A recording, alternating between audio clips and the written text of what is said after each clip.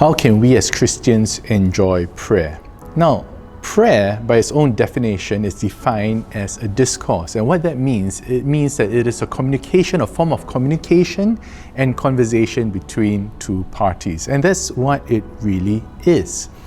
And so we look at prayer as that link, that conversation or the communication that links the relationship between us and God. It's just like how you have a conversation with your friend. That communication and that conversation actually binds and defines that relationship that you have with your best friend. So let's take, for example, a conversation between you and your best friend, right? Where joy or happiness isn't the only element that is found within that communication or conversation.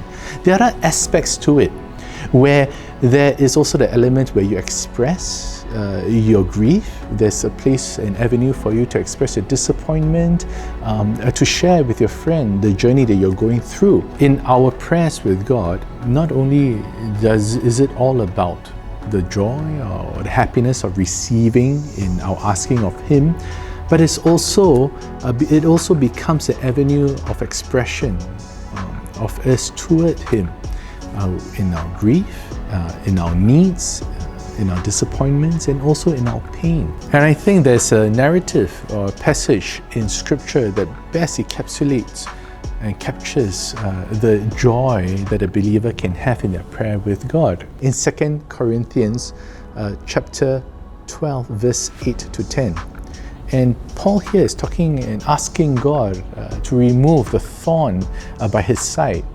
And when he pleads to God, he said, I pleaded to the Lord 3 times to remove the thorn, but the Lord said, my grace is sufficient for you. Paul is asking for something, but he's able to accept the answer of God's rejection, but rather to understand that that prayer and that conversation of his led to reliance on God, where he relied on the sufficiency of God to carry on in his journey. And so it is the same for us when it comes to prayer with God, where the real enjoyment really comes from the fact that we know that we have a God who sincerely desires to journey with us and will be there for us.